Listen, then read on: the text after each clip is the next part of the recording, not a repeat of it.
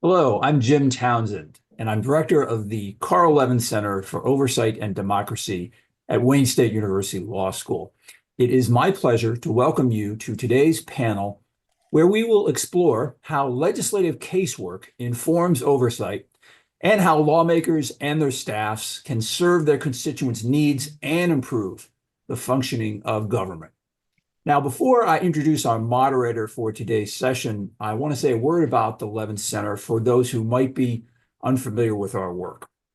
Upon his retirement from the U.S. Senate in 2015, Senator Carl Levin established the Levin Center at Wayne State University Law School in his hometown of Detroit, Michigan. The Levin Center, which also has an office in Washington, D.C., works to advance bipartisan, fact-based oversight and civil discourse as fundamental elements of our democracy.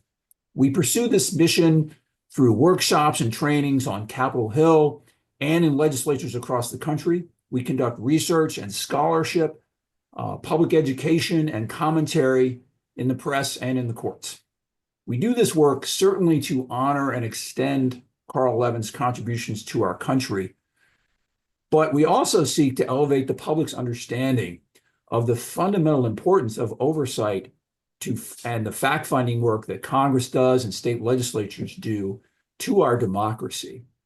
As the Supreme Court noted way back in 1953 in a case called United States v. Rumley, when Congress conducts oversight, and this is true of state legislatures as well, it becomes the eyes and voice of the American people. So it's awfully important that we dig into and understand how this process works and try to advance it. One of the key inputs to oversight is information that comes to legislatures through the work they do to help their constituents interact with the government. This is known as casework, and today's panel will discuss how that work can reveal significant problems with the functioning of government programs and how legislators can leverage casework to conduct oversight that improves the effectiveness of government across the board. Our moderator today is Ian McKnight. Ian serves as State Training and Development Manager at the Levin Center. Ian is a graduate of Kalamazoo College and a former staff member in the Michigan House of Representatives. Prior to joining the Levin Center, Ian traveled the country helping state legislatures implement software solutions focused on casework and managing information in their offices, so he is especially knowledgeable about how legislators handle casework and its relevance to oversight. So I'm very pleased that you're with us today, and I'm now ready to turn it over to Ian McKnight. Ian, please take it away. Thank you, Jim. It is such a pleasure to be here today to discuss the important role that legislative casework can play in oversight operations. I'm Ian McKnight, and I work with the Levin Center in our State Oversight Academy. And my work before I came to the Levin Center was focused very much on casework.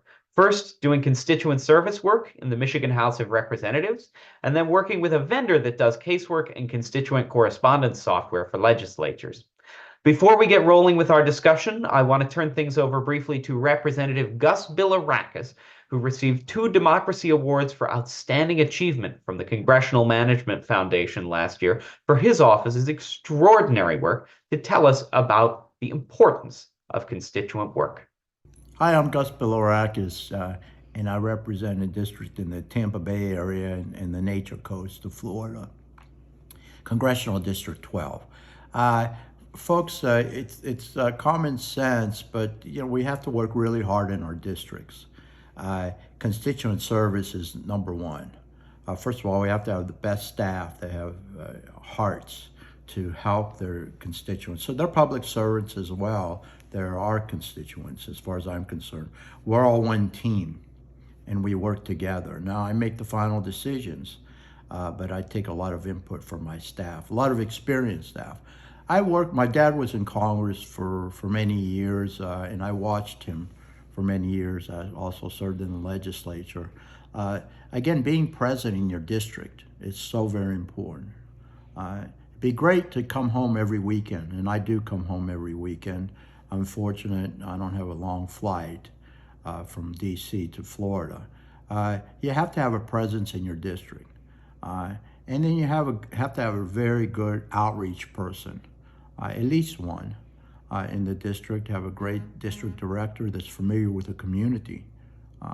And we have that. We know how important it is. Good caseworkers that follow up on a timely basis. Advisory councils are very, very important, particularly with our veterans, because we have to know what the needs are in the community.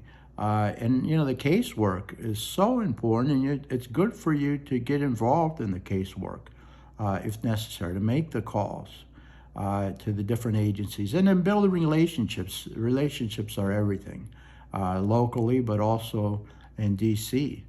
We had a constituent by the name of Lonnie Kilpatrick, veteran, and he was exposed to Agent Orange. It took him 8 years prior to him contacting our office to get the connection, the disability, as far as the exposure, where the exposure was in the Far East. So, and I was very instrumental in that casework. But also it led us to file legislation to help others that may not have been, you know, in Vietnam in particular, but were exposed in the general vicinity. The brown water veterans, what have you, blue water veterans. You know, you've got to be involved in the community, because, you know, our constituents don't really know as much of what we're doing up there. So being a local member of Congress is so very important. I can't emphasize it enough. And that's what we do. You've got to work harder. Again, have the town hall meetings. The town hall meetings are amazing. We have an email that we do, and we communicate with 220,000 constituents a week. And I hear it everywhere I go, so your staff, again, we have a great staff writer that does an outstanding job. And I edit the newsletter every week, there's no question. But you have to have local events, take pictures, and put them out there so they know you're working in the community. If you vote a different way that your constituents might not want you to vote, maybe you have more access to information, you have a duty and a responsibility to explain it to them. Whether it's a town hall meeting, you know, in-person town hall meeting, whether it's meeting with constituents on a regular basis. I have office hours. I have 3 offices in my district, and we try to see constituents at least once a month in all 3 offices, sometimes even more. So I can't emphasize enough, as far as press is concerned, local press is very important. Building a relationship with the television stations, the local reporters, make it easier for them. And you know, I don't do much national press, only when I have something where, you know, I want to emphasize something, particularly for veterans, legislation that needs to get passed. Right now we're working on the Richard Starr Act. That's a national issue. It affects 60,000 veterans, those that were injured and couldn't go, become career retirees, but they were injured and they're not getting their entire disability or their entire pension. So that's so very important, the concurrent receipt issue. So that's when we go on national TV or do national editorials, letters to the editor, or what have you. Otherwise, stick to the locals. Somebody told my father many years ago, always dance with the ones that brought you there. And I think that's very, very important. So again, I've received awards for constituent service, and I have several awards, but also for communicating directly with our constituents. And so it's not magic. It doesn't happen overnight, but you have to build that relationship with your people, and it really goes a long way. Thank you, Representative Bilirakis. My secret agenda since I started at the Levin Center has been getting casework the recognition it deserves as part of the oversight ecosystem. Casework is one of the best tools the First Branch has to keep an ear to the ground, monitor the implementation of programs, and see how well those programs are keeping promises to the American people. That is to be, as Jim says, the eyes and voice. Today, I am so lucky to be joined by 4 excellent panelists, a real dream team who spend a lot of their time thinking about casework and the role it plays in Congress and American legislatures more broadly. Jen Dalby has held every position on Capitol Hill from intern to staff director. She's worked for 4 members of Congress and covered subject matter for 5 committees. As staff director for the House Administration Committee, she oversaw legislative branch operations during the pandemic, insurrection, and inauguration, quite a trio, in addition to onboarding 48 new members of the 2021 House freshman class. Her work has taken her to 2 Fortune 500 companies, a multi-client lobbying firm, and she was the chief of staff and head of government affairs for a government tech startup where we had the pleasure of working together. She has a law degree from Southern Illinois University and a bachelor's degree in political science from Eastern Illinois University. Today, Jen is the CEO of the Congressional Management Foundation, where she's working to improve the operations of our First Branch and strengthen democratic institutions. Ananda Bhatia is a product manager for the House Digital Service within the Office of the Chief Administrative Officer for the U.S. House of Representatives.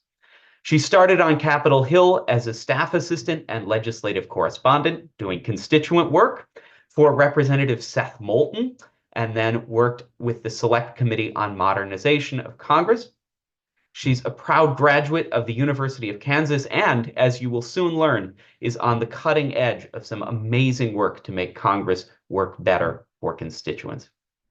Ann Meeker is Deputy Director of Popbox Foundation and a former House caseworker, where she served as Director of Constituent Services for Representative Seth Moulton, who is very well represented here today. There, she used data and technology to deliver smarter casework services to the good people of Massachusetts' 6th District. She has a bachelor's degree in anthropology from the University of Oxford and an MSc in history from the London School of Economics. She is a proud Clevelander and will take any opportunity to talk up the Rust Belt. Megan Rickman Blackwood is a PhD student at UNC Chapel Hill. Before returning to school, Megan was the legislative director for Senator Mamie E. Locke in the Virginia State Senate, which inspired her to center her work on discovering ways for representatives to bridge access gaps and use data-driven strategies to create a more inclusive government. Megan and I first met at a conference where she was the only person talking about casework, and she wouldn't put it in her bio, but I will tell you that she is on track to be one of the eminent casework scholars of our generation. Thank you to our 4 excellent panelists for being here today, and we'll just start off with a lightning round of 2 minutes each on the question of what is casework and how does it interact with the world of legislative oversight. We'll go in intro order, so I hope you remembered your positions, and we'll start with Jen. I think of casework sometimes as a failure for government to execute on a benefit or an obligation to the American people. And I see it as an opportunity then when we have failures with casework and agencies on the state or federal level to then use that in a legislative function to help the administrative side and the administrative agency work more effective for the American people.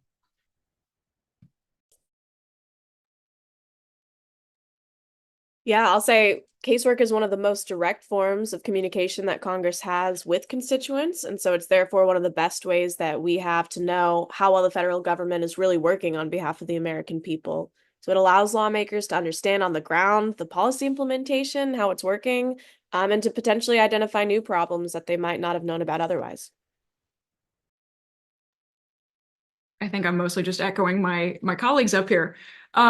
But casework is the really essential part of the policy flywheel, that the way we like to think about our system of government working is that constituent has problem, brings it to representative, representative writes bill, tells agency to do thing. And then where that has to come back around is when that's not implemented correctly and the constituent has a problem, then constituent comes back to Congress to say, hey, we need to fix this here. The other thing too, and this is my former anthropology background talking, is casework is also a really critical way that Congress demonstrates accountability and it builds trust with the American people. We are in such a moment of a lack of trust in our institutions, especially Congress. And just the fact that every member of Congress maintains public-facing, on-the-ground, local offices staffed with people who are there to say, I care about your problem and I'm here to help you, is absolutely critical. I will echo everything that they said, right? They nailed it. The biggest thing that I've been trying to argue for in the academic world of political science is that casework is substantive representation, period. It is a way for representatives to directly serve their constituent, whether or not they align politically, whether or not they align on policy preferences. It is the most substantive form of representation. And I actually wanted to, when I was thinking about this, I pulled a quote. This is a quote from John Johannes from 1979. There is no congressional activity that more consistently puts congressional staff members into contact with agency personnel and forces both members and staff to face up to how programs are affecting citizens than does running errands for constituents. So that's me.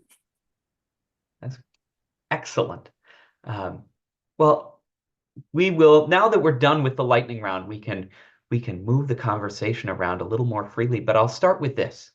Casework, in its most traditional sense, addresses the need of a single individual or a family who's having some trouble with typically a government program. But can you point from your experience to a time that casework led to maybe an oversight investigation or broader program reforms where it took that micro level and moved it to something greater? I'll jump in first, just because I think I want to put an academic frame on the question that you're asking, Ian, because traditionally, yes, oversight or casework is seen kind of as narrow gauge oversight. That's what they call it in the field. So it's going to benefit a single individual. However, there hasn't been a ton of work done on this, and most of it was done in the 70s. So I'm trying to revive, get a little more modern juice on it. But Elling did a study in 1979 and found that 60% of legislators at the state level reported an experience where performing casework for a single constituent resulted in a broader inquiry about the agency. Johannes asked the same thing at the federal level, and 62% said yes in the House and Senate.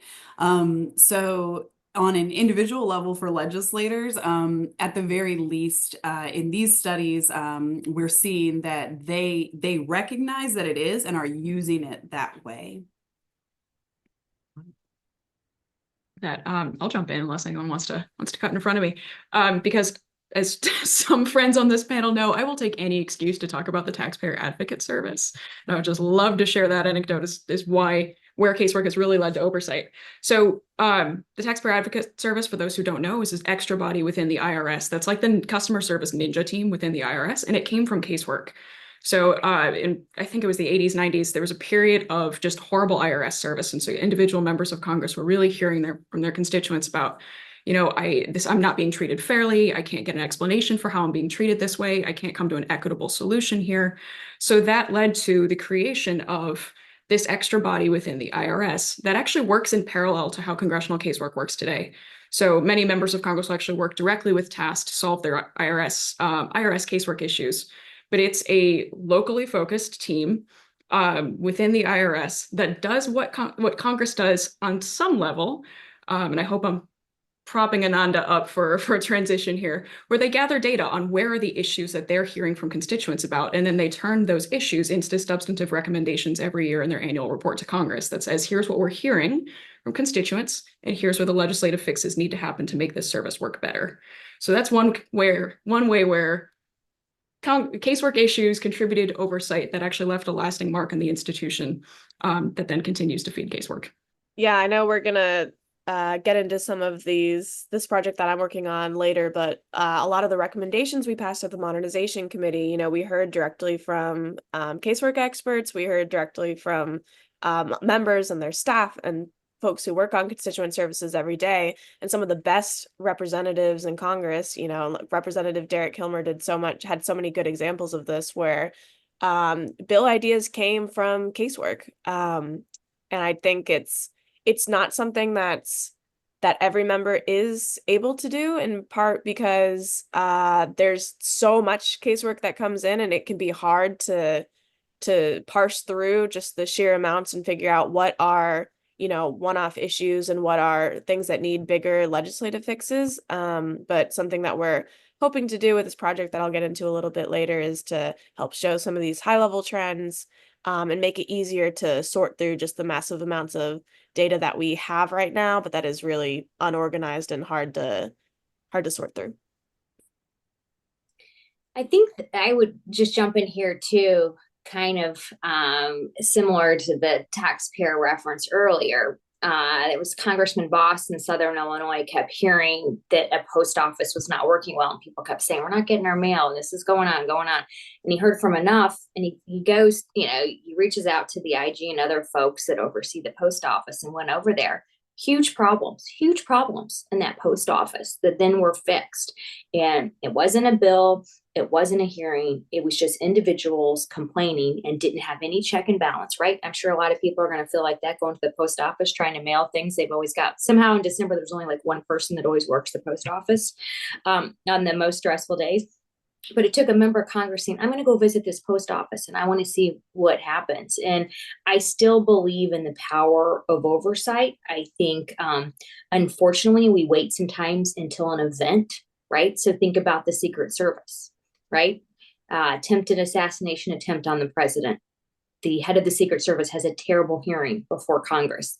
That person no longer has that job. And so I go back to these different, if there is an event and Congress is involved, usually the power of oversight will win. I think the question is, how do we not get it to an event?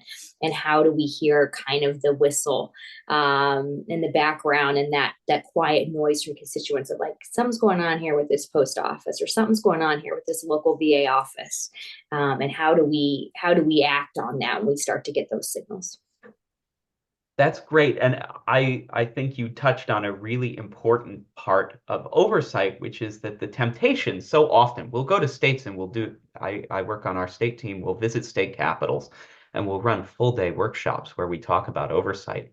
And the first 10 minutes, we have to say, listen, your solution to many of the things we're going to talk about today right away is going to be introducing a bill. And we don't want you to go there just yet. So much of oversight can be done by just picking up the phone and making a call and saying, why is it this way? Or we love to talk about Harry Truman, who in his Senate career during World War II would go out and visit defense plants and say, this is terrible. You know, this steel for this ship is terrible. The equipment that we're sending people with is failing. What's going on? And just by showing up and showing that someone cares and is watching, you can make a really big difference in operations, which I think you're spot on with that. And it's a timely post office example there as we come up on the holidays. Oh, I just want to like bookend that. So I talk a lot about resource gaps with constituents, but there's huge resource gaps within legislatures as well. So with Jen's example, like if you're not sitting on a committee that directly deals with the post office or if you're not directly on a committee that is dealing with these agencies, there's this real knowledge gap for other legislators. And casework really is a good opportunity, what's called an opportunity factor. Like it's one of the ones where if you up your intake of casework, it really does close that gap and allow you to learn more about like how the agency is operating and how constituents are dealing with the agency directly, particularly for people that may not be sitting on that committee and don't have access to all of these reports and stuff. So casework, in addition to like closing some resource gaps for the individual, it really is a huge help for representatives and able to get a touch of that agency without having to sit on the committee or not being able to sit on the committee. Megan, you touch on one of my favorite things to talk about, which is that states are so widely different, especially in their institutional staffing and the way knowledge and professional experience is distributed throughout the institution. And it's fascinating to think about how staff learn, because you'll often get staff who are a real specialist in one issue area, and maybe they have a legal education and they've spent in a state their entire career thinking about unemployment insurance. But you also get member staff who are people, like me coming out of school who are, there's the phone, there's the computer, try not to upset people. Good luck. And you have to learn how unemployment insurance works kind of through the eyes of a constituent. You start to piece together how agency procedure works and who picks up the phone and what is the incentive structure there. And it is kind of it's a bureaucracy street smarts that you start to develop by, as you say, running errands for constituents, which then builds up this fascinating practical knowledge in staff, which is just a really cool side effect of casework that helps the legislature to be the eyes and the voice. On that same subject, and going back a little bit, this is a geeky crowd, and I know we've all done all kinds of data gathering. And so I want to talk about what kind of data casework generates. And that's my question. What kind of data does it generate? And how is that data recorded? How does that differ between offices? And what do the most effective legislators do to gather data and to use that data? Yeah, I'll start just because I want to jump off of what you were saying, Ian. I mean, I already had so much respect for what caseworkers do, and after working on this project I've been helping lead, it's just grown immensely. How complicated some of these processes is just, it's so hard to wrap your head around. When we started, the simple answer to your question is most of the data that's generated is manually added by caseworkers. So a constituent will reach out, they'll email their member of Congress and say, I'm having this problem.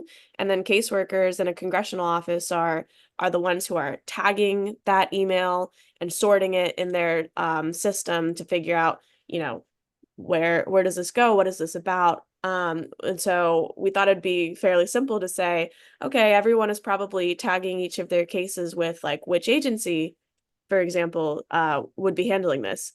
That is not a simple question. If it's an immigration case, it might start with a certain form and be with Department of Homeland Security. And then after it hits a certain point, there's a new form that has to get filled out. And then you're working with the Department of State. And, it's all the same customer constituent inquiry, but it moves between agencies. The forms that you need to use changes. So that the way that offices decide to sort and tag can be vastly different. Some are adding the agency and changing it as it goes. Some are adding a more generic tag, like this is immigration. Some of them are, updating it throughout the process, and some are keeping it the same so that their records aren't changing.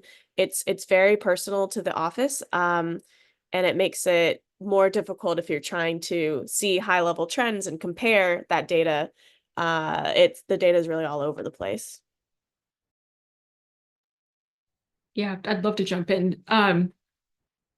And yes, I have, as Ananda said, she has a newfound respect for just the work that caseworkers do. I also have a newfound respect for the work that House Digital Services and the CAO has had to do to try to sort through everything caseworkers do to come up with a unified data scheme. That has been a challenge in its own right, for sure. But stepping back really, for folks who may be less familiar with casework, I think there are three big kinds of data that are generated through casework that are, again, if they're difficult to capture, they're still somewhat of a through line.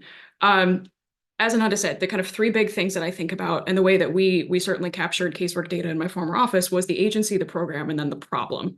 So the big agency the constituent is working with, what's the program, as Ananda said, which type of immigration pathway are they on? If it's Social Security, is it retirement, SSI, SSDI, or an issue with their SSN? And then what is that problem? And that problem is really the kind of open-ended qualitative data sometimes where Maybe it's an issue where a form got lost or the rules changed, the constituents were still following the former program. Maybe it's an issue where, the constituent chose the wrong pathway and they actually thought they were doing the other one. So there's a lot of kind of constituent education, agency education, bureaucracy. There's a lot of tech here too. So just where in the system for the agency is this file getting lost? Did someone input the wrong number? And that really shows just the depth and the interesting things that caseworkers learn. And caseworkers are true implementation experts. They know things about how agencies work that are really kind of missing in a lot of our policymaking process in DC. And then again, bringing anthropology background, again, there's that qualitative factor too. So that's not only the program problem and agency, but also how did that make the constituent feel? For part of my career as a caseworker, I was the veterans caseworker, veterans and active duty military. And I always remember thinking just the thing that I was learning about how the VA worked was how the VA worked, that the two halves of the VA didn't talk to each other. VA was in a website overhaul when I was a caseworker that was creating a lot of issues. But really the thing was, how did the service that the veterans received from the VA affect how they thought about their service and what their country owed them and what they owed their country? So that's really important underneath all of the program and implementation stuff, because that's the why of legislating. It's the VA is screwing up here, maybe it's losing money, but also just how is it making constituents feel? How is it contributing to their attachment or alienation from their country on a really deep level? So it's how I think about data writ very large. I think of it as from the perspective of a chief of staff, because that was my favorite position and probably the one I was most close to constituents. So I always think of that in that terms. And I think of it in two buckets. One, what is the management of your office doing to make sure, like Ananda mentioned, you're having good structure and how you tag it? And then there has to be a aggregation of that data. And if staff know that, then we don't do that in December. We do that, in January and February. In particular, I always thought it was interesting for those who work in Washington or work with Congress. After August, we would really talk about some things we were doing because that was a natural break to do that.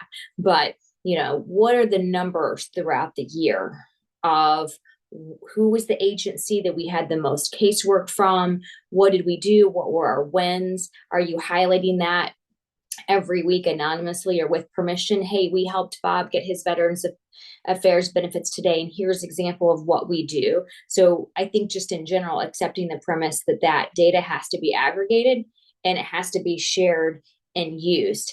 And then what is the internal operating procedures, how you elevate issues?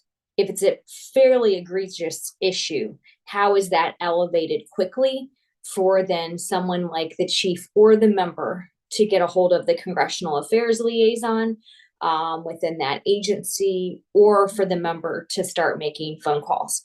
I often think we don't take advantage of the committee process. And I have a whole movement. I'm trying to make legislators high IQ hearing participants, right? We talk about low IQ voters and what that means. I think sometimes we've got low IQ legislators engaging in hearings, and I want to see better engagement of hearings. And I think casework is an opportunity to do that. If you're on the Veterans Affairs Committee and the secretary of the VA comes in and there are problems, I would have that data ready to go, because that is powerful if you've used that in a productive way, or if you've identified that a certain agency is working with really outdated software and equipment. Go to Appropriations Committee, go to the member day, speak about it. Every committee has a member day in Washington, and I think folks could take advantage of that. If it's an office, if it's not specific to your office and is an issue that is facing many offices, can you lead a letter that goes to the agency? 100 members sign it. That's enough to make change. But I think I always try to tell staff two things. Do not accept the status quo. Don't accept the status quo. If you find yourself in a circle of doing the same thing over and over with an agency, and maybe we can't get out of it, but at least we're going to go down fighting, right? And don't accept the premise that casework should take as much time and resources. I continually think of casework as a failure that has occurred in an agency. And it's a really important check and balance, and we should always have infrastructure for casework, but we probably have way, way, way too much casework for things that could be solved if agencies and legislators talked a little bit more. And I'll just put a bow on that because I agree with everything everyone is saying, right? Like aggregation is everything. That is step one, right? But also it does come down to how your office is recording data. And one of the things that kind of ties in with what Anne was saying, I'm creating a tracker for a state representative right now. And it includes in it both the we're tagging what the agency is, we're tagging what the specific program is, what the problem is, but in it we're also capturing some kind of like dichotomous variables that you wouldn't think about but are so important. So one of the ones that's on there is, does the constituent sound angry? Right? Like that may seem like the silliest thing for me to have put on that form, but let's say we're getting a bunch of stuff with unemployment insurance. If we find out we have a large majority of them are coming from a form that changed from being something you did in person to online. And wow, 80% of these people are angry. Like this is something we can look to by aggregating that data and then also capturing some of those things Anne was talking about. Like, how is this making them feel? Is this something that is causing a problem? Because we know, because of the resources, both the knowledge, the efficacy, the connections it takes to make contact, that we're only seeing a small proportion of the people that are suffering from these same issues within your district or within your constituent base, right? So this should be your canary in a coal mine. And when you do aggregate that data, it really allows both the member and then across offices, members to talk to one another. What Johanna's found is that, again, most of this is individualized results. Either you're asking the agency to speed up something or to explain a decision, right? But what he did find, again, in the 70s, was that there was enough instances to include that when members were talking to one another about issues that constituents had, it would frequently come up in those committee meetings, and particularly in hearings where what Jen was talking about, they have a lot of cases where the member speaks directly to the agency's head, and instead of kind of talking in this lofty way, they say, my constituent Bob called, and Bob is having a problem with X, Y, and Z, and this is how it makes him feel about it. So these are tools that are being used, but I think it's individual members kind of being like, oh, this is a thing I can do, as opposed to a kind of push widely. So that's why it's so exciting with what Ananda's working on over at CAO, just because seeing how we possibly could use it if we all had it, is really an exciting opportunity. That's kind of a natural transition to my next question, which is, and I'll precede it with, we're so lucky to have Ananda with us today, who is like the world expert in casework data aggregation. You heard it here first. Megan, you just said it, aggregation is everything. Ananda, can you tell us about the work that you're doing with this stuff and congressional modernization efforts? Your work with a casework aggregator, why it's important? Tell us everything. We want to know. Yes, I would love to. I'll definitely say the experts are the ones that we're relying on, people like Anne, who's been just so helpful as we started working on this project. So we are working on implementing a modernization committee recommendation that says the House should develop an optional system to allow offices to share anonymized constituent casework data and aggregate that information to identify trends and systemic issues to better serve constituents.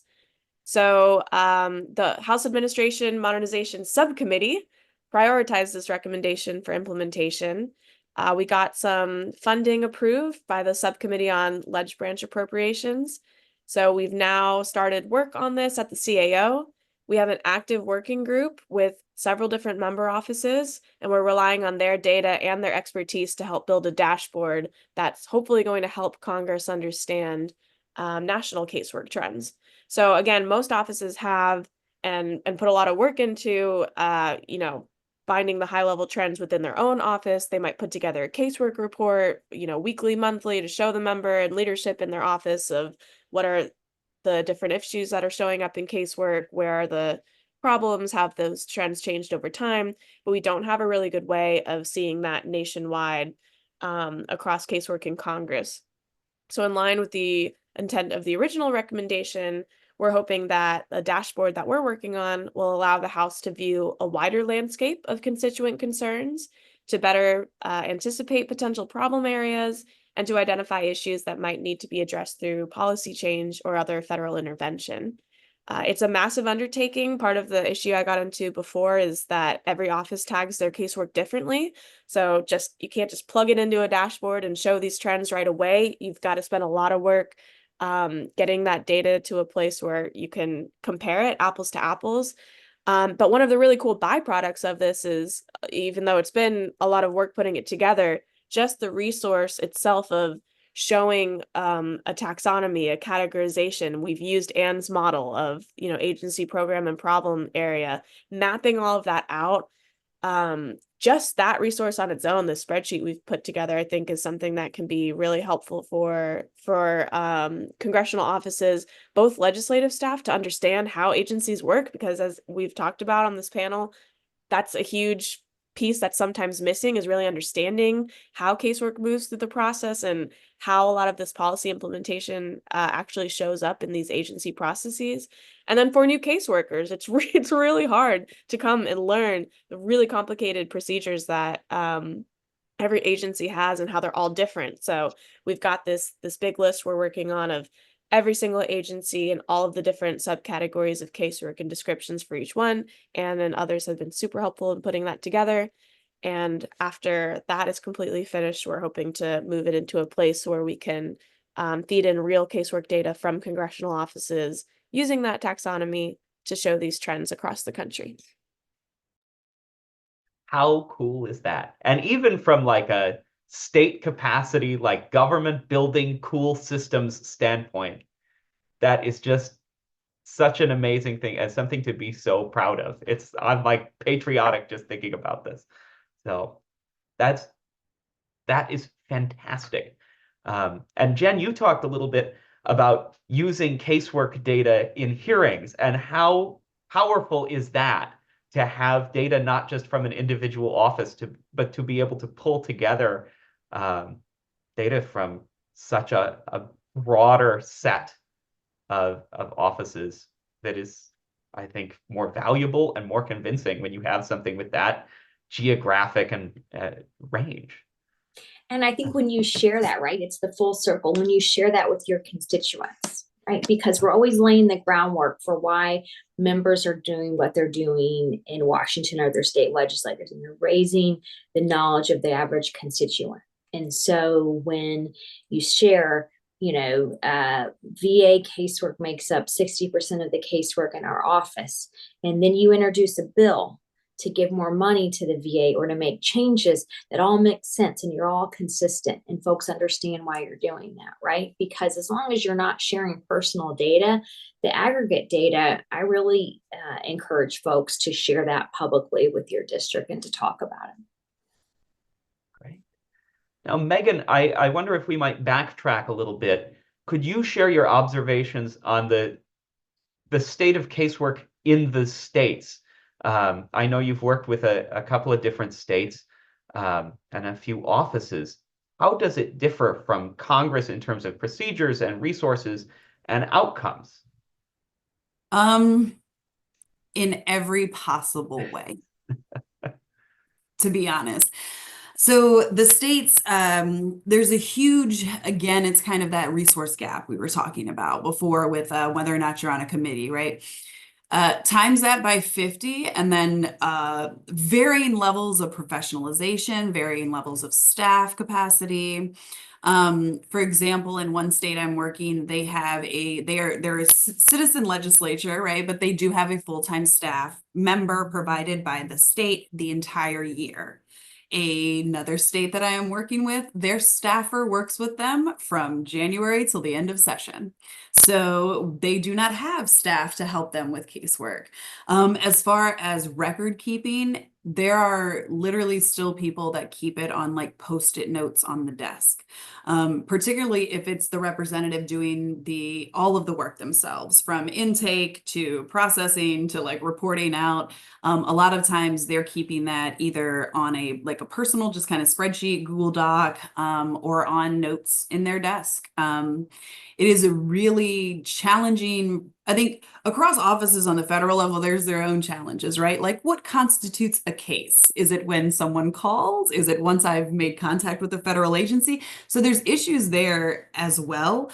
Once we get to the states, a comprehensive understanding is really only possible within state. Like I can only compare within state because it is so drastically different. On the outcome end, what you will see, I think, from the states that is kind of encouraging is because it is such a hands-on process, we are seeing a lot more as far as oversight, legislation that then gets introduced based off of this, and even some fun like commemorative measures and things like that that just are things that we don't traditionally think of as casework, but are things that are done to kind of like what Anne was talking about, like restore that trust, make people feel like their government is working for them, doing something for them. The biggest issue I would say, honestly, at this point is that there is just such varying levels of support.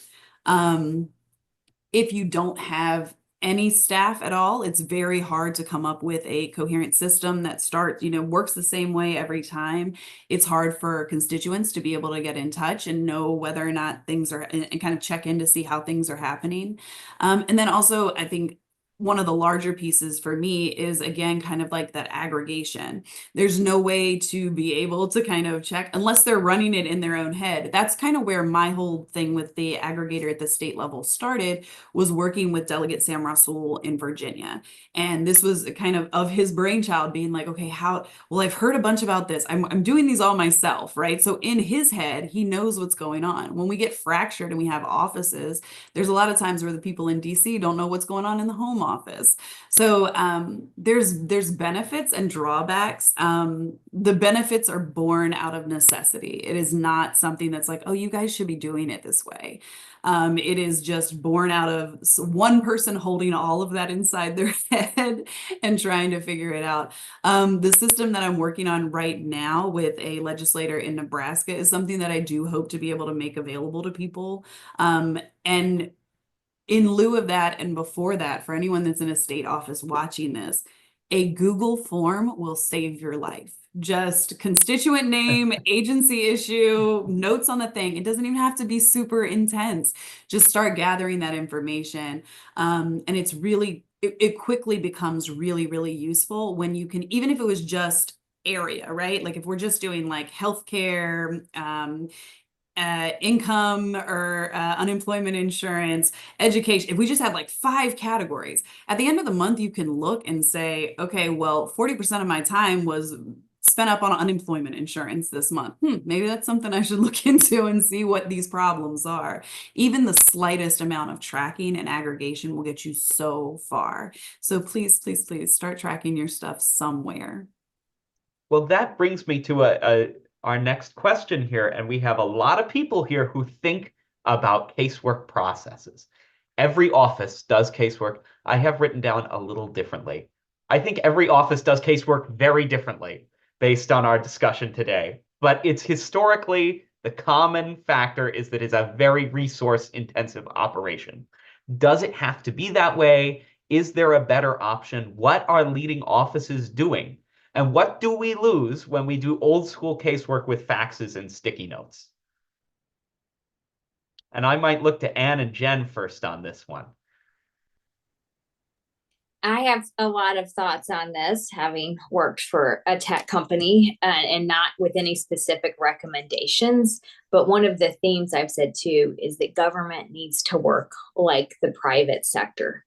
And I have onboarded a lot of former staff to the private sector who have this just knowledge gap between what they're used to in government work and what they're used to when they cross over the private sector.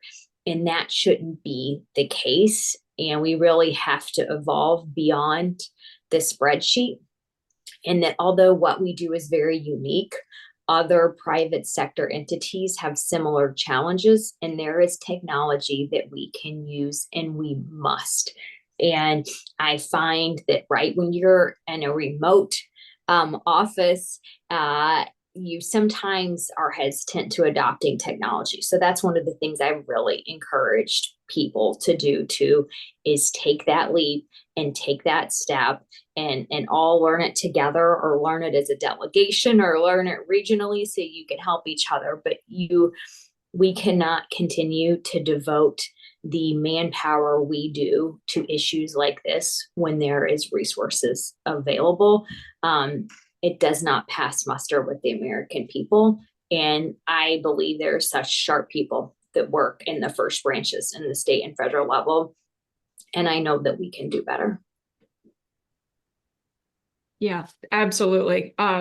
Jen's completely right. And there are some broader questions around tech adoption for Congress that I think are really interesting that are probably a little bit outside of this panel today, but just the process of approval for new technology in Congress is really hard.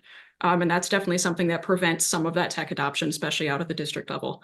But the two things I really want to focus on, the short answer to your question, Ian, is definitely no. It does not have to be this resource intensive. But looking at where that resource intensiveness comes from, first of all, one thing I really want to say is that the resource intensiveness is not uniform across Congress. So we just put a very non-academic back of the envelope survey in the field from our Casework Navigator newsletter asking teams just, hey, how many cases do you have? And the range that we're coming back with is enormous. Kind of standard caseloads for offices in the House range from 40 cases to 500 cases. Standard ranges in the Senate range from like 40 cases to 2,000 cases. So casework demand is really, really very driven by where you are in the country and what the needs of your district and your state are. So I just want to put that out there as something that's important. Like, the same resources won't work for every casework team. For a team that's handling 40 cases a week, you don't need a particularly built out process. For the team that's handling 400, yes, your process needs to be absolutely buttoned down and on point, and you can benefit from a lot of automation. But one thing that we've really focused on for the last year at Popbox Foundation is looking at casework in crisis moments. So we did a big report on casework in the Afghanistan withdrawal. We just released a big report on casework in disasters, natural disasters, Hurricanes Helene and Milton. And the thing that we kept hearing from caseworkers, especially from experienced offices that are really good at this stuff, is no matter how buttoned up your process is, the thing that drives resource intensiveness for casework is agency responsiveness.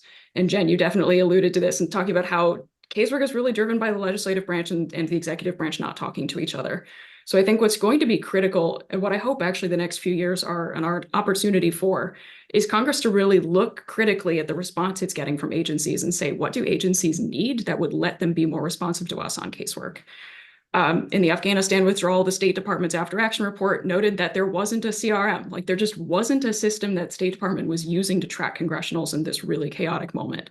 Same thing for FEMA. I mean, we've heard reports of FEMA liaisons not having email permissions to email members of Congress as a hurricane's bearing down, meaning they're having to call individual offices to talk about where disaster management systems being set up. This is just absolutely insupportable. And I am really surprised that Congress is not making a bigger deal out of casework responsiveness. So yeah, hoping that is going to be a big priority in the next few years. I'm just going to jump in because, like, okay, again, all of the studies are from the 70s and 80s. I can't help it. I'm doing more as fast as I can, right? But to speak to the agency side, so a scholar named Sarah did a study where in 1976, Ogle did a study in 1976 where they actually went to the agency side, right? And we're asking, like, how does casework affect what you're doing? How does the information that you're getting impact your work? And this was at the state level. So a study in Kentucky where half of the administrators surveyed said that casework was successful in bringing forth a problem of which the top ranking officials were unaware. And then in Minnesota, 2/3 of the agency people interviewed said that casework alerted them to problem within their own agency that they were were not aware of before. Johannes says that casework's greatest potential as a contributor to oversight may lay in its effect on internal agency oversight. So when we're thinking about aggregation being everything, That's on the agency side too. Anne mentioned the program at the IRS, but when they do put out that kind of report card on what is done, it allows them not only to say, okay, these are the amount of things that we're handling for you, but also points to any issues that may be done. That report card has been great for kind of like what Jen was talking about, where they can kind of do that credit claiming. I saved members of my district X amount of money each year. On the other side for the agency, it's like, okay, well, what's going on in that district that there's so much? Who do we need to look to? Is there something going on with our staffing? Is it an understaffing? Is there a problem with something we're doing? On the agency end, aggregating their requests, the congressionals that they get in, I think is going to be a huge help as far as understanding where there may be gaps in their own procedures and things that they have in place. Yeah, I'll just also say I was at new member orientation recently, and there was a great panel on constituent services. And, the folks on stage are telling new members there's not really a way for your new team to know how to do casework, right? Like, it's just a lot of learning. It's just a lot of expertise you build up over time. There's not a guide on who to call for what issue.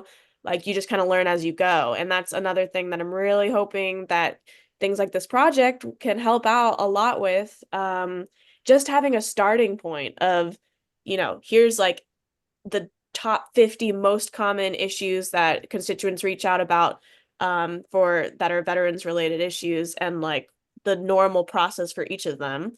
That's, again, a massive undertaking, but it's a lot of like caseworkers do a ton of, talking to each other and sharing that knowledge informally. If there was a way to show like, here's step 1 for all 50 of these, here's the contact you would normally reach out for. That's, first of all, really helpful for the caseworkers, potentially down the road for constituents, if there's a way to share like those kinds of guides for them as well. And then also for legislative staff to see, okay, I was looking at this because I'm looking into, Veterans Affairs, and why is this the process for these 3? That doesn't make any sense. So it's something that, again, having that knowledge that's just in people's heads right now, getting it all into one place and having an easy way for people to share that with one another, I think could be immensely helpful and help with this burden of resource intensive operations. Which is one of the roles of the CAO too. And I believe there is now staff that are based in district offices, and part of the online learning is to teach people how to be caseworkers too. But please, Ananda, correct me. Yes, no, absolutely. And we've done a ton of work. We've got a CAO coach program that has former district directors working, and they actually lead a program where they're getting caseworkers together. They have a group chat and regular calls where they're helping with this knowledge sharing, as well as, staff who are on the ground working with caseworkers. We've got district conferences. So a ton of that work is definitely happening already. We have way more trainings and staff resources than we did before, which is wonderful. And part of why we're seeing like, oh, all of this information exists, it's out there. But I'm hoping that there's even more that we can do with, one single platform of, for example, the agency contacts. That's a whole other modernization committee recommendation. A lot of caseworkers are sharing through these resources and chats and such. This is my latest list of who to contact at this agency for this region, because some agencies do it by region, some agencies do it by issue area, and it's different for everyone. But it's not maintained in one single place. If that's something we could add on as well with this portal, that would be immensely helpful, where caseworkers could update it, where federal agencies potentially could update it. Yeah, and I just want to real quick shout out Anne and the work that PopVox is doing. There's also some other organizations out there, particularly in response to like surge capacity. There are individual organizations that are stepping in to kind of supplement this gap and help caseworkers as they're starting to figure this stuff out. Additionally, there are from the caseworkers I talked to, there is a massive listserv. I think it's a Slack now, right? Where they're like sharing stuff. So people are stepping into these gaps and getting stuff done. It in no way should excuse the fact that it's not a standing procedure already. 100%. And if I can just piggyback into this as well, and Megan, thank you. You're so kind. One thing that we've kind of one of the big takeaways and recommendations from both of those reports that I mentioned on the Afghanistan withdrawal and disaster casework is to ask, especially on the House side, the CAO to formalize and standardize and consolidate some of the individual pieces of casework that are currently spread out among different CAO programs. There's precedent for the House, for the CAO, kind of creating one central office for a specific class of congressional employee. We have the Congressional Intern Resource Office. And the thing we just keep hearing from caseworkers is, there's no one that tells you X, Y, and Z. There's no one that tells you, hey, there is this giant Teams chat that you can join that will be an incredible resource for you on finding those weird agency contacts. There's this, did you know the CAO has a disaster mobile office kit program that no one's going to tell you about as a caseworker? You have to go find that information yourselves. And then also just someone to be a central kind of clearinghouse for those agency information and contact info. And the casework folks in the coach program are phenomenal. They are so good. Just like the quality of casework and the quality of resources available to caseworkers is night and day from when I was a caseworker. And a lot of that is just through their advocacy and through their tireless work answering questions at all hours of the day and night. There's a limit to how much they can do specifically in talking to the agencies. So we are really recommending that the CAO consider setting up casework liaison office under the CAO that could consolidate some of this and be a little bit of an advocate for caseworkers as a class when it comes to interacting with agencies. So we hope we see traction on that in the new year. We'll see. I want to shift gears a little bit and go back to something Megan had mentioned, which is how agencies think about casework. When it comes to casework, we do a lot of thinking about interaction between constituent and legislative offices, but there's another half of that that is the interaction between the office and the agency. Culturally, operationally, how are those agencies looking at casework? Do they see it as oversight? Do they see it as we have to appease the politicians so that things will quiet down? Do we have a sense of that, anyone? And I'm sure it varies wildly by agency. That was exactly what I was about to say. Depends on which one. Depends on which one. And to that point, again, with the kind of making casework explicit and making casework clear, for a lot of the agencies that I've talked to, there's no particular group within the agency that has explicit control over casework, which is where we get some of those issues. I'm not going to name and shame this agency, but I was talking very off the record to a friend in Congressional Liaison Office who said, at one point, this liaison team tried to start a spreadsheet of congressional inquiries, and they were told, stop, don't write that down. Because then eventually, once Congress hears that we have a spreadsheet of all of those inquiries, that's going to come up in a hearing, and we don't want that. So I think, again, this is something where Congress has to make its expectations clear and say to agencies, this is what we expect. This is a minimum baseline standard of response. Here's where we think congressional liaisons should be handled. And then tell us what resources you need. And then that goes through the appropriations process. It goes through authorizing, all of that good stuff. But I think there's a huge opportunity for Congress to say how agencies should think about casework. And I'll briefly, on that note, plug a program that Anne did with, I'm forgetting his name, from the Administrative College of the United States. Sean Kelly, he's great. Who wrote this wonderful report on how agencies respond to casework and how it varies and what the most effective practices are. And it's just fantastic. So we'll make sure to share a link for that. It's terrific. Can I just add on to what Anne was saying too?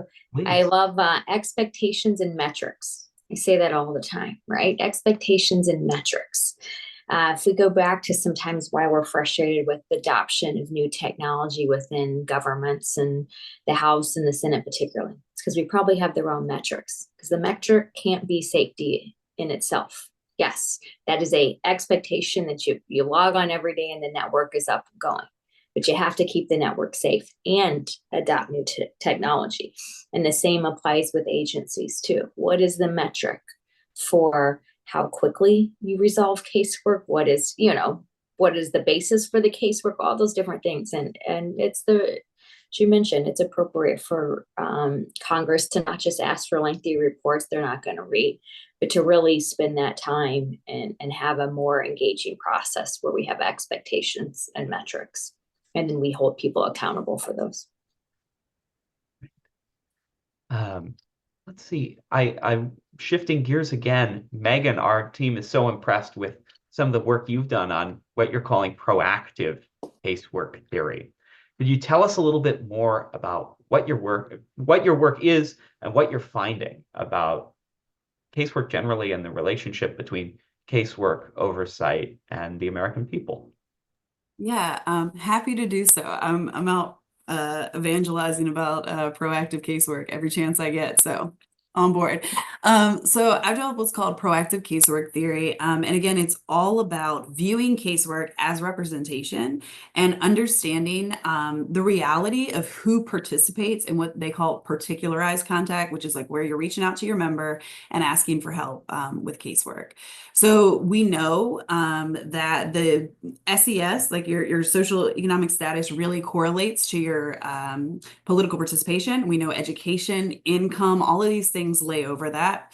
And then with casework, another big piece of it is motivation. So whether it is, you need to, a lot of stuff we see is like people coming in at the state level, is people coming in and kind of needing help with an RFP process or a grant process that they're doing through the state.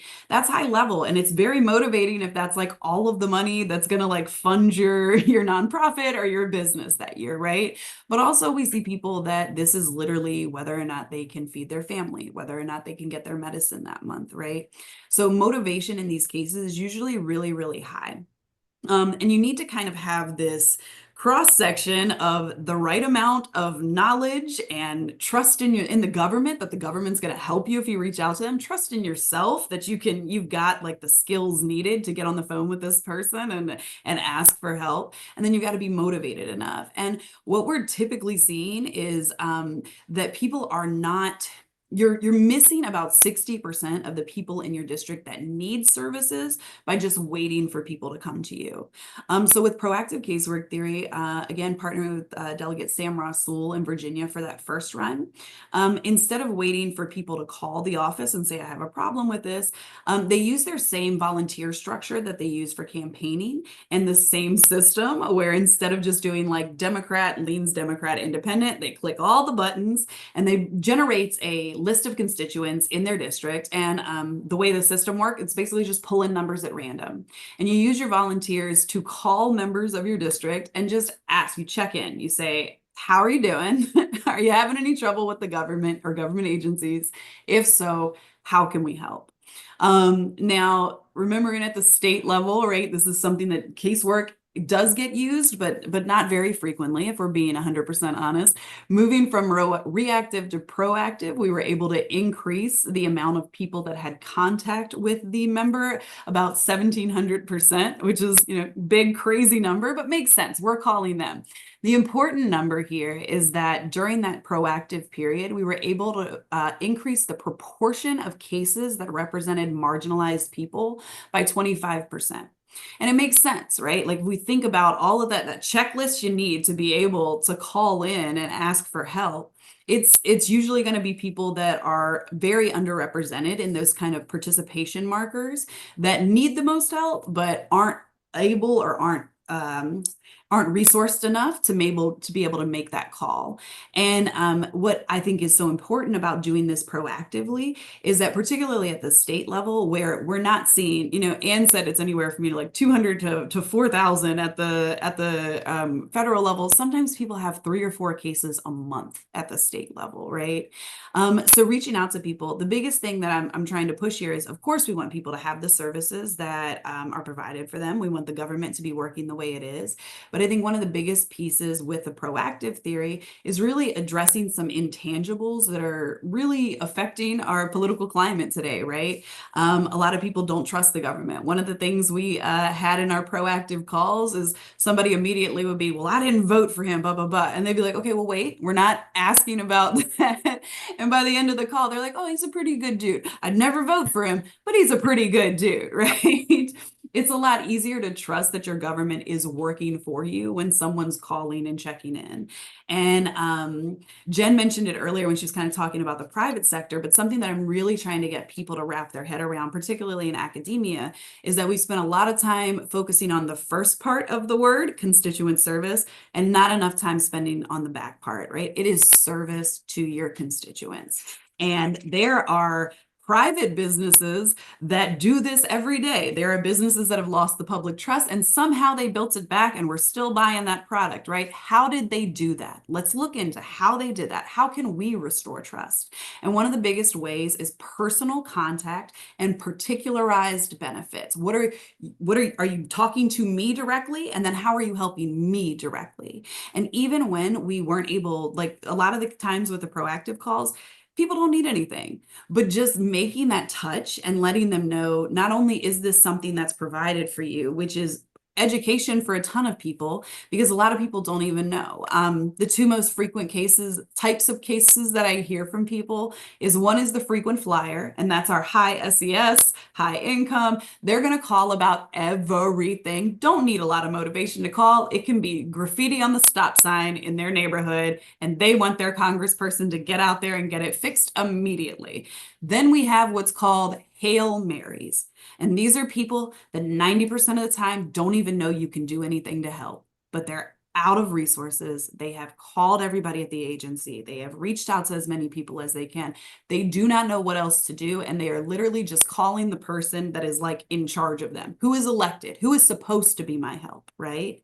And I'm trying to work and get people to work to do the proactive approach because we really can bridge these gaps and make these services available for everyone. And I genuinely believe that it's a really big step. I'm going to be testing this in Nevada, but I think it's a really big step for restoring trust, increasing feelings of people's own like efficacy that they can participate in other things. Political participation is additive. Once you start doing stuff, the more you get involved, the more you want to get involved, the more opportunities are available to you. And I genuinely think, particularly in times of high polarization, when your member might not be able to do anything else for you when it comes to a vote because your policy preferences don't align, this is still a way that the representatives that are representative to serve Americans can represent them in this kind of hands-on running errands kind of way of making sure that people know somebody is out there working for them and is somebody's out there that's going to stand up for them and be an advocate when they need it. Right. And I imagine the other great thing about that work too is when you're reaching a whole new part of the district that you might not have heard from before, that probably gives you a whole new perspective on the people that you serve too. That's that eyes and voice thing Jim mentioned at the beginning. There's a reason we love that around here. It certainly does. And it also opens up an entire new avenue for oversight in the same way that we wouldn't expect these people to be particularly resource ready to make that contact, to reach out about constituent service.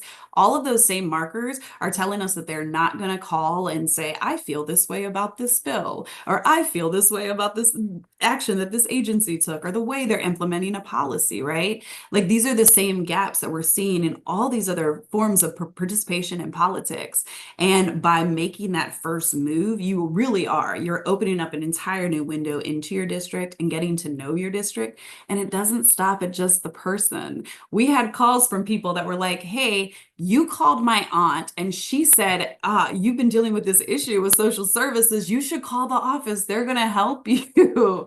So it really is this kind of grassroots way of touching your district, serving your district, and then also allows for both oversight and policy advocacy. That's great. Well, as we approach our last few minutes here, I have just a couple more questions for us. And the first, just on casework broadly. I think most Americans would be really surprised at the proportion of legislative resources in Congress, in the states, in city councils that goes into casework. There are people whose entire job is casework. There are offices that function only for casework. What's going on there? Are members staffing up with caseworkers because it's good politics? Is something else happening? What does the incentive structure look like for people within legislative institutions around casework?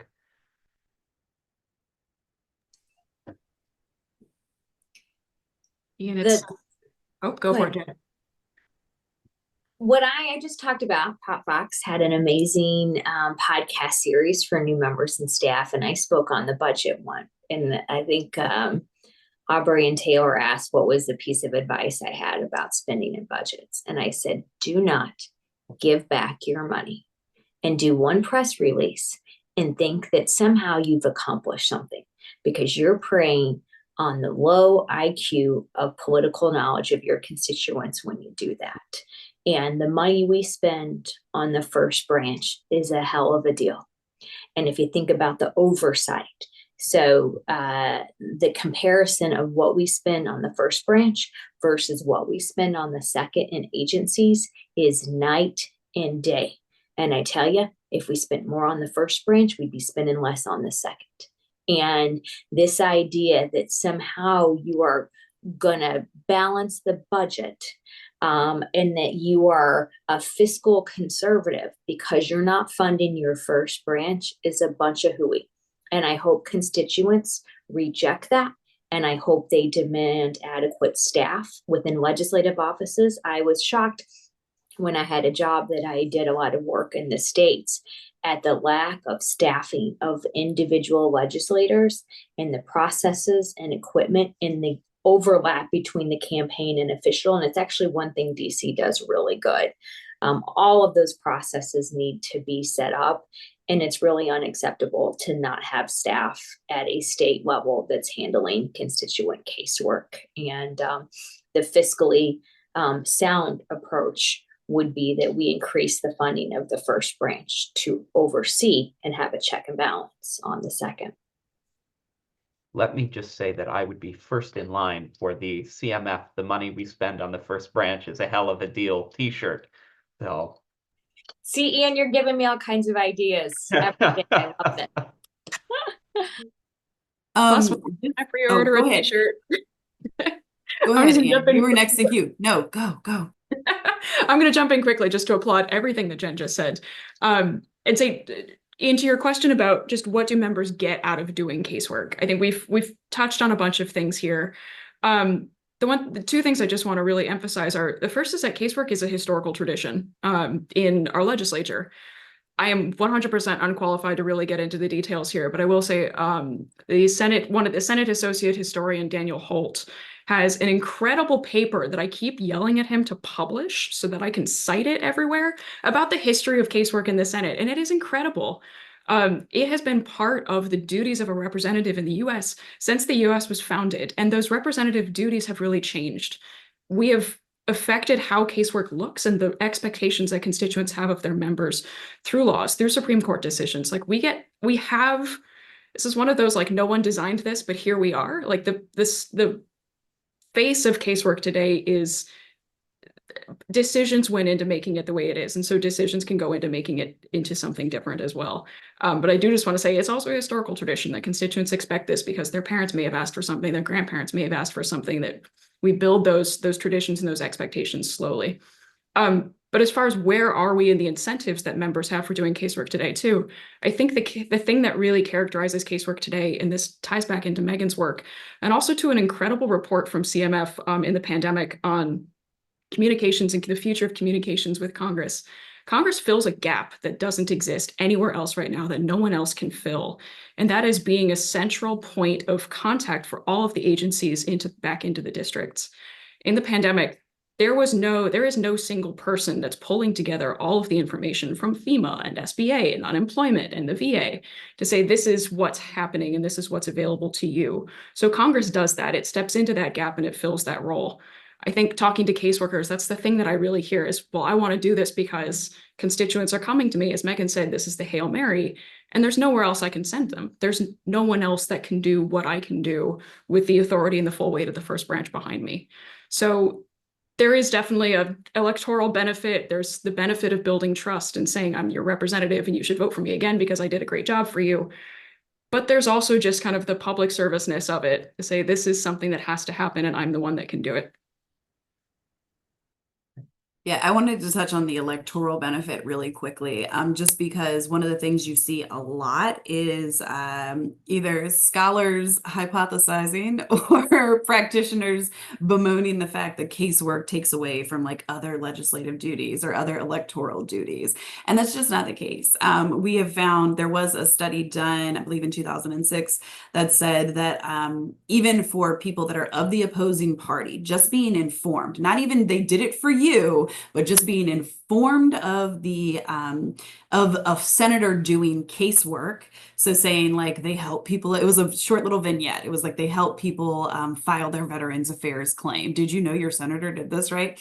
Among the opposing party, that increased their favorability about 4 to 6%, right? And we know the split ticket is kind of a thing of the past. The personal vote is a thing of the past. But I genuinely believe through casework, we can bring it back, right? There were people that their party was what it was at the national level, all of that. But when it came to local politics, their state elected or their district elected, or even the senator from their state, right? It's who's working for us, who is helping us.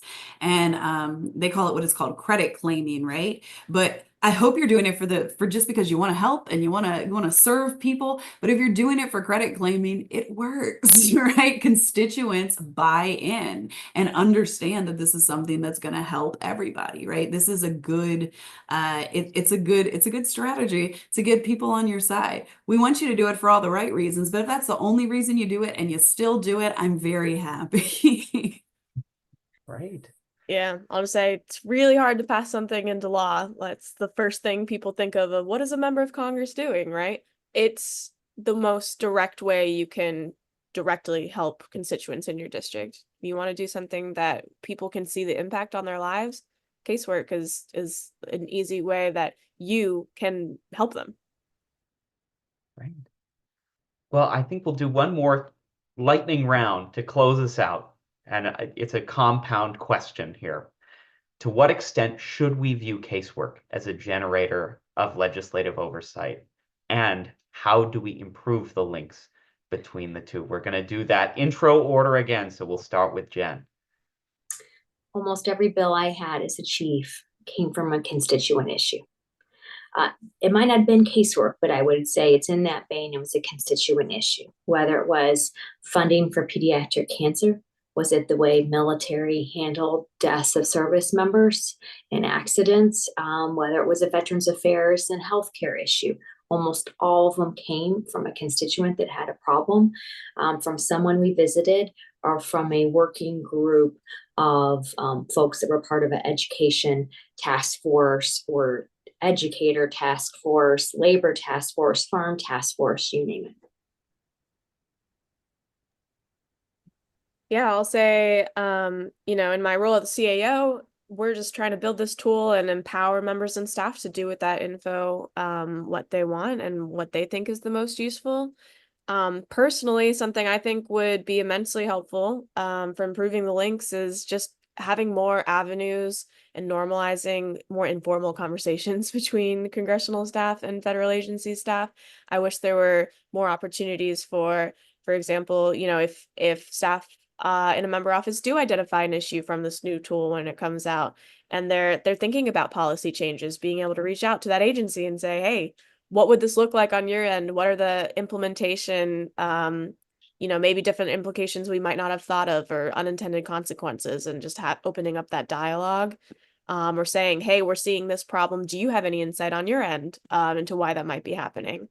More avenues for those conversations, I think, would be helpful. Yeah, I agree with everything previously. To answer your question, Ian, I think casework is a driver of oversight, but it can be more of one. And there are definitely a lot of things that we could do to improve that pipeline between casework issues and legislation. Not every chief is unfortunately as constituent priority focused as Jen. And we really wanted to. She's going to change it. She's going to change it. If there's anyone in a position to make that better, Jen, we're so glad to see you take this role on.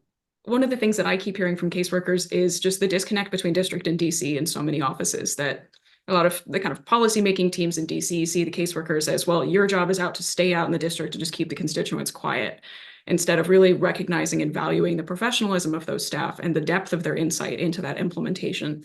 So I think one thing that could improve that pipeline is just better connections between district and DC. And again, I'm hopeful that we'll see some changes there in the next few years. It's hard going last because you guys nailed it. But I will say, to what extent should we view it? I think it should be the highest extent, right? If we go back to talking about it as like customer service, not constituent service, casework is your opportunity to get a focus group of customers who are dealing with the product you have, right? Like that is not something, companies pay a lot of money for that, and they're coming to you. So take advantage of it, please. And of course, how do we improve the link between the two? Circle back and see proactive casework theory and email me and I'll tell you all about it. And hopefully we can get some more people on board with this, even if it's just a mailer, even if it's just a text message, a franked flyer.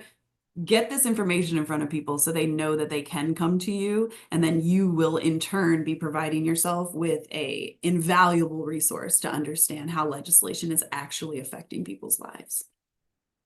Right. Well, I think with that, we have come to the end of our time together today. This has just been a pleasure. And I think it's clear that casework, and specifically casework as an oversight tool, is one of the bright and hopeful places in legislative work today. A big thanks to our 4 panelists for a great discussion, and a very big thanks from the whole Levin Center team for joining us today. Before we go, let me say that whether you're on Capitol Hill, in a state capitol, or even in a municipal or territorial government and looking to learn more about oversight, we hope you'll check out levin-center.org.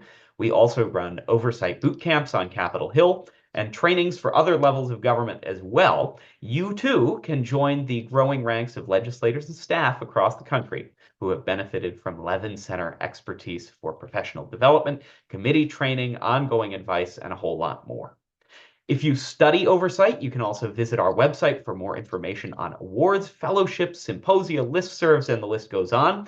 For caseworkers, I know you'll find every resource you could dream of and a whole lot more from our friends at PopVox Foundation, CMF, and for those of you in the US House, from CAO, which just keeps building that stuff out every day. Thank you again for joining us today.